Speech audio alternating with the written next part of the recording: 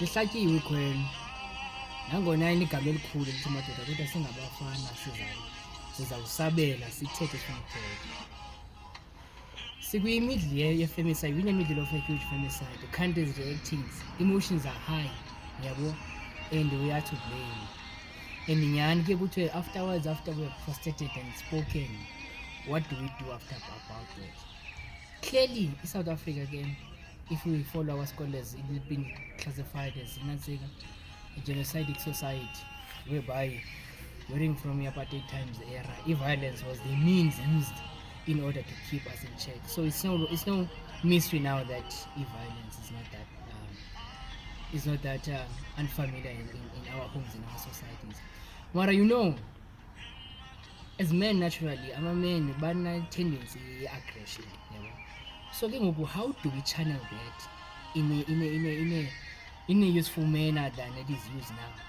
But you know what I've always found, what struck me as my side of the vision is that deep down, actually I've been observing in Azega for quite a while as men, especially as black men, South African men.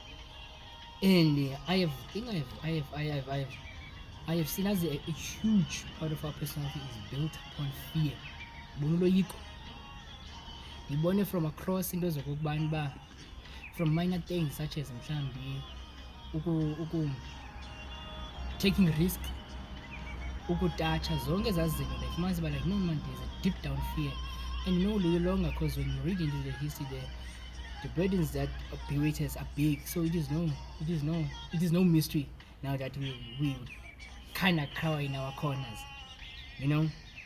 So as I was looking, I feel like it's an anger that is need to be channeled in a way that can serve as a higher order personality, as Peterson put it. So what am I leading with this? Okay, the bona fear has been a part of us for so long, and it's deeply rooted. It's deeply rooted. You would see it in these things like from us where I come.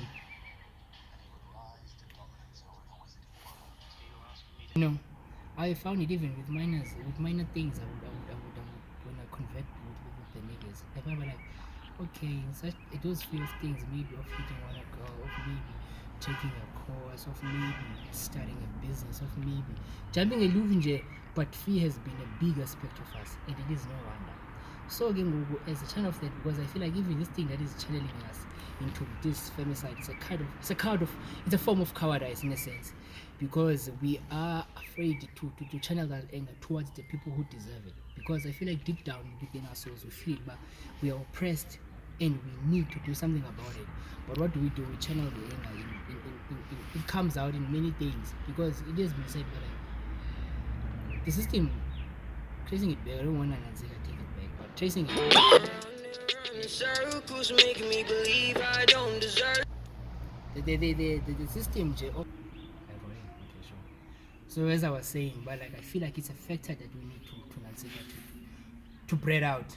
Weakness and cowardice must be bred out, because even when I walk around South Africa's different cities, I see black men crawling in corners, shivering, homeless within one of the countries with the richest resources. You know, we don't own property, we don't own our businesses, we don't run our economy. What does that symbolize? It symbolizes weakness and cowardice in order to stand up to our oppressors, in a sense. And now that's why you feel like so emasculated in the world. So now when we get into our houses, maybe that's when now we get to the only place we feel like no. But that's another debate for another day, you know. So as an Asiga, now I'm coming face to face with my own cowardice, you know, and trying to face it up. So a suggestion I would come as in these days as men, we don't even do it as because I feel like once we get rid of that, we instill courage and strength within men. We would see a society of men who are more willing to take risks, men who will be able to take risks, start businesses, men who take risks, trust each other, going into investments, men who will like try one yes as a bush and yeah, well, so then in order to combat that, because that's why now we have those things we even now cover, because it is within our responsibility.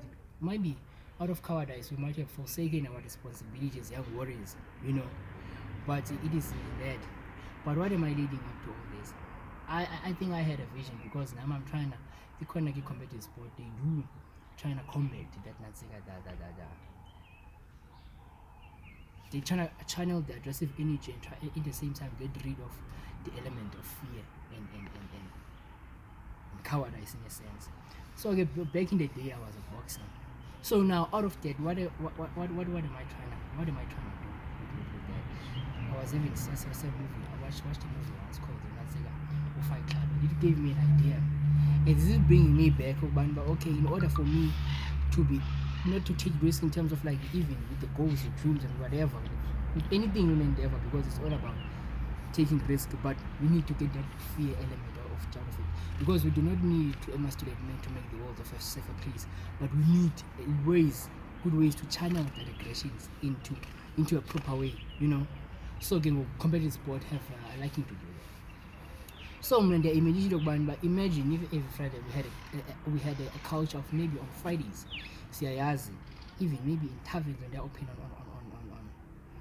on lockdown or whatever, but on Fridays we have like you know, maybe in classes, in communities, men, Fridays since it's izinto zokuculwa they've been kind of nazekane into street fighting or boxing, because the mother was a boxer. That's why I'm going all this. Kube khona riots whereby men find a space whereby they're able to channel their anger, their frustrations from the world. From maybe you've been fired, maybe you're going through a lot, so you need somewhere to offload that excess energy. So what do? We create a fight club. Men willingly. Okay, I'm not saying by we won't go smooth, but sometimes the conflict needs to be confronted.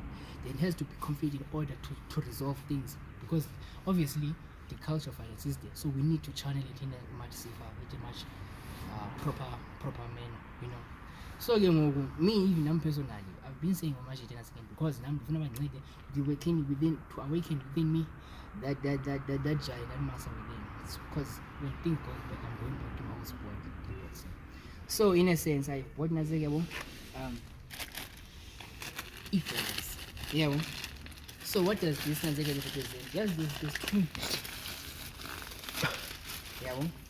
It goes out. It's not like it's not like it's an open challenge in a sense, especially if you don't. But it would be an idea whereby if you are able to implement in every case. Imagine, let's say that maybe you're in a tavern. After that, they have a dispute. Instead of amajita hlabana, ama-bras need a resolve kucaca icala kwakuqulwa kudala, and kwakungabikho grudge. Indoda ithi xa ibethiwe when a man is defeated, he goes back, recovers, and then he comes back again. After that, I'm telling you, if violence and crime would lower down, because who would, after being able to offload and fighting, who would still have the energy to come back and abuse their women at home? Yeah, it would first escalate it, but in the long term, I'm telling you, it would be like smooth waters. Imagine in every case, like in every Nazi community, maybe in Fridays they have a culture of fighting. I'm telling you, man, it would change our physique, it would change our attitude. We would start seeing black men now being more adventurous, being more courageous to step into fields that we are not there to step in. You know, we would want to take ownership, because it is a disgrace to us. These things we see even in microeconomics, whereby our friends, they are our brothers, but they come in, they own those local economies of spaza shops, or my Chinese come in, they owning property, Europeans running our economy. What does that say about us, brothers? What does that say about us, South African men? We do know, is when we look at it at a Pan-Africanist point of view, that South Africa is the weakest link in Africa. That's what it's said by the Africans. They look up to us. Yet we are the youngest, but we have a responsibility as South African men. Yeah, well, so in order as we would see, if you are quite like familiar with the economic stage, South Africa, most of the rest of the countries, they look up to it. It was provided by Boma Dr. Amos in the early 80s that if South Africa compromised, the rest of Africa was doomed. And indeed, it did come through, as they said, because we were the link that they channeled, they went through in. But that's a topic for another day. So now I was talking about this thing, we need to channel it in a more vital sense. I would imagine Kakavez is a space. Imagine in this space on Fridays, it's a circle of men, like I saw, and then I'm a brother Pagati Ayan, you know, taking out in Ansiga everything, man.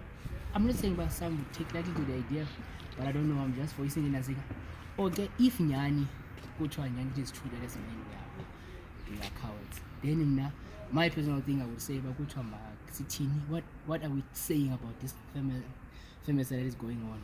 Me, the best I can do for me, my personal thing, amantombazana ngoku they need labo babazitrain.